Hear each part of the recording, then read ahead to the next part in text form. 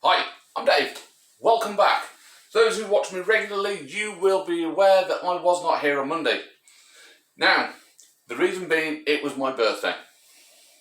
You may find this hard to believe because I don't look a day over 25, but I turned the big 4-0, so I am now 40. I got a few miles on the clock, but never mind. Okay? I'm going to get straight back on it today, and today I want to talk a little bit about anger. Before I do, you know the crack. Smash that like button to give me some support, share, subscribe to the channel if you haven't already, and click on that bell to stay notified of my future content. Okay, and moving on. Anger. It is a powerful, and I do mean powerful, motivator.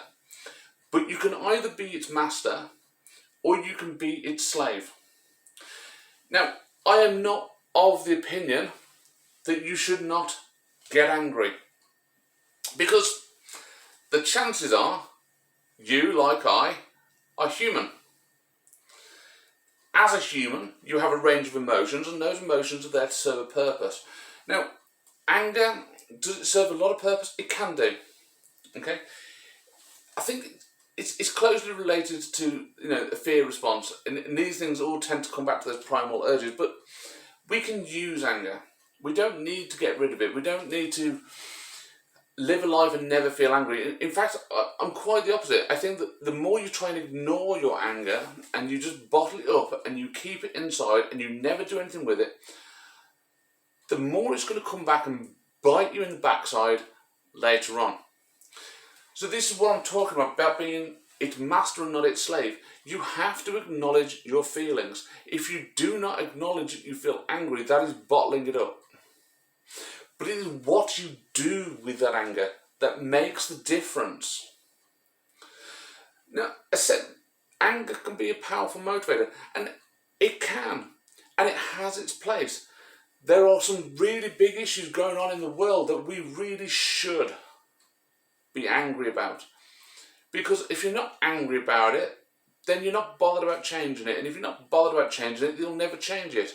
We should be angry about genocide. We should be angry about oppression.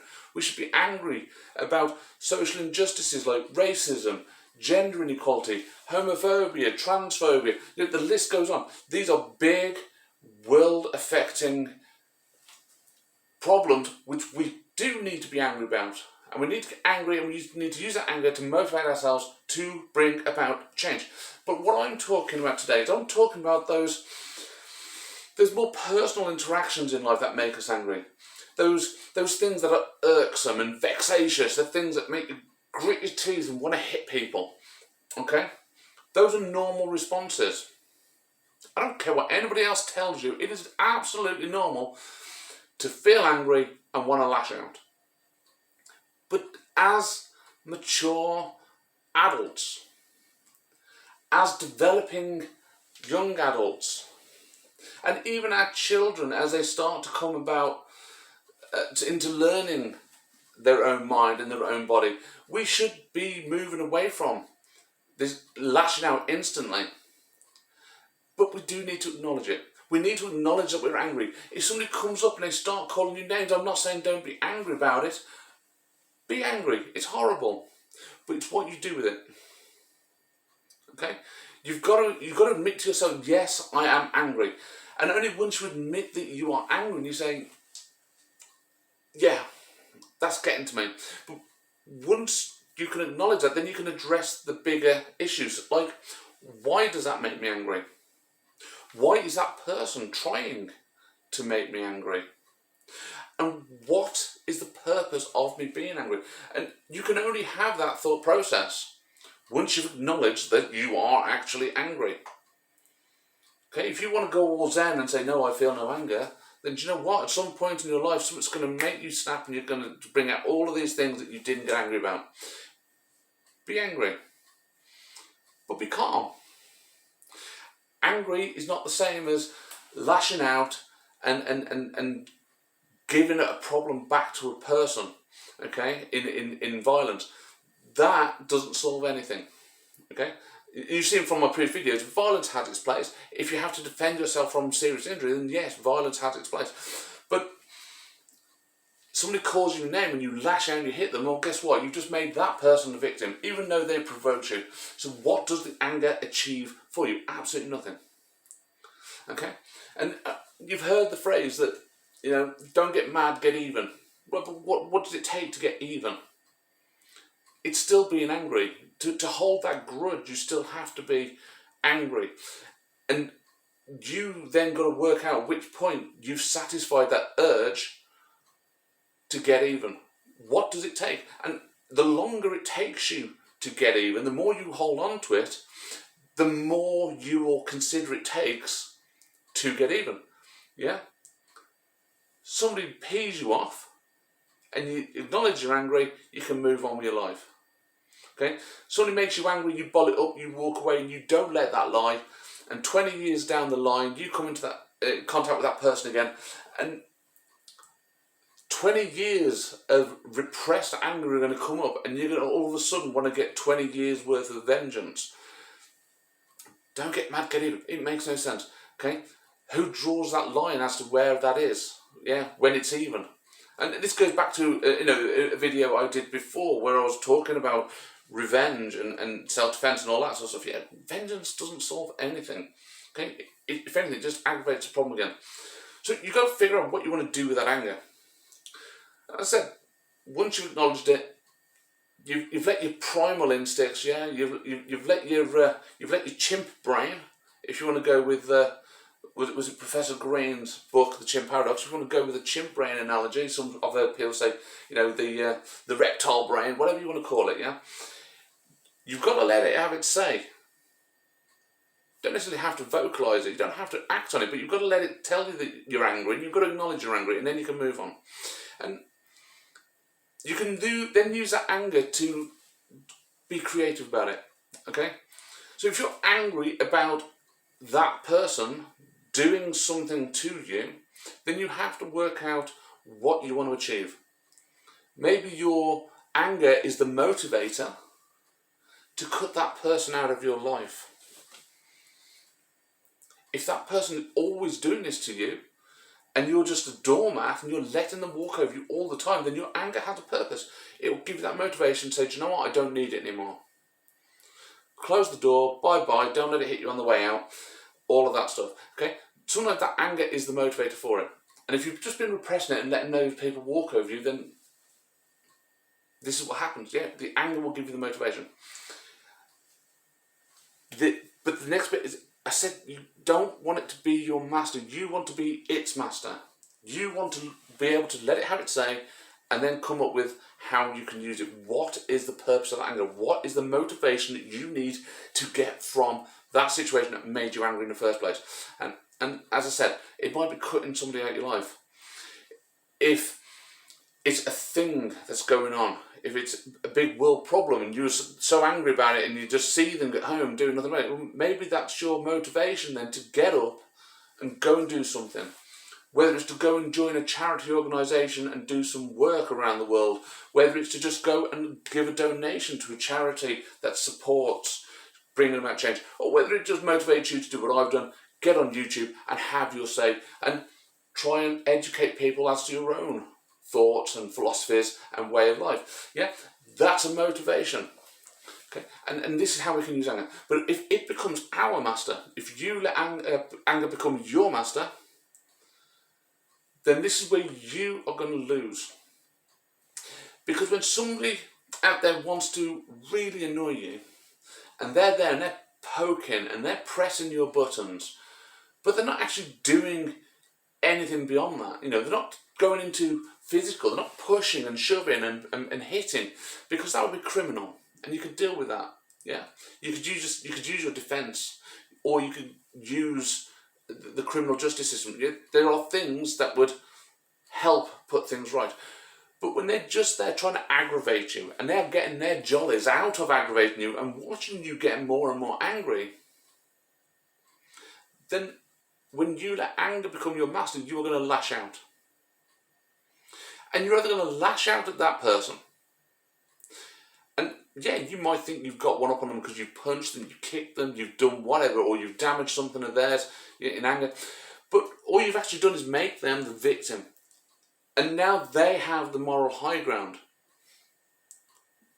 Maybe you don't see it, but calling somebody names and being a bit petty and being immature is not the same as having somebody snot you. So you've just given them that advantage, that high ground, and now they have this superiority over you. So, oh God, I can't believe you just hit me. You're a horrible person, and I'm sure you're not. But these sorts of people, these people who do want to goad you, that's what they want. They want you to lash out. They want to be the victim in it, so that they have that superiority.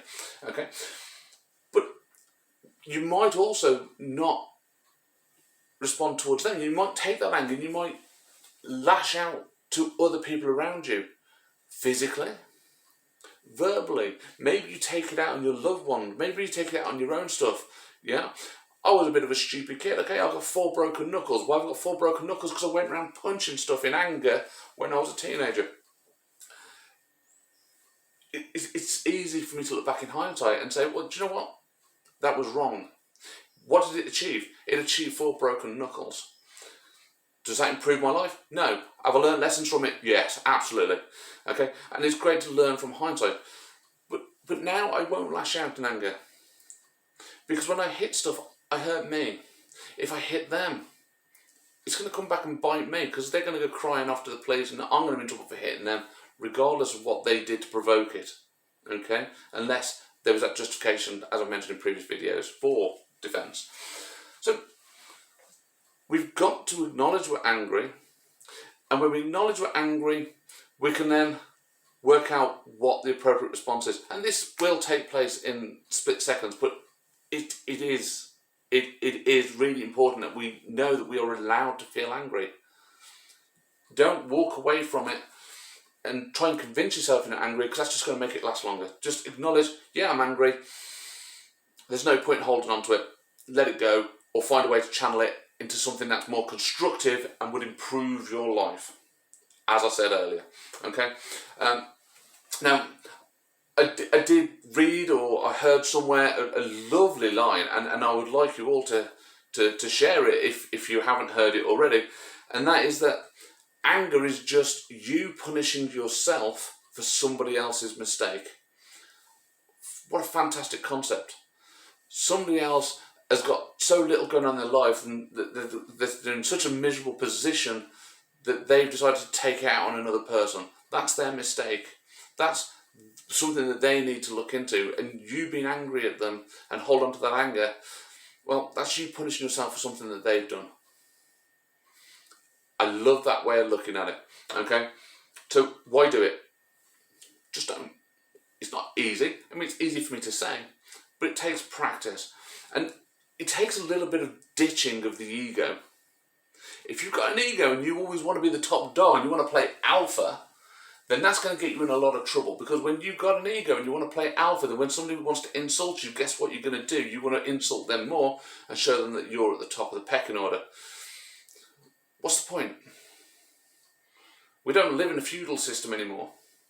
Yeah, we don't. It doesn't matter whether you can beat them in a fight or they can beat you in a fight. Do you know what? Do you know what shows that you're a better human being? Is that you know how to walk away from that fight, how to avoid that fight, and only engage in it if you absolutely have to, not just because you want to prove something. Yeah? So, anger.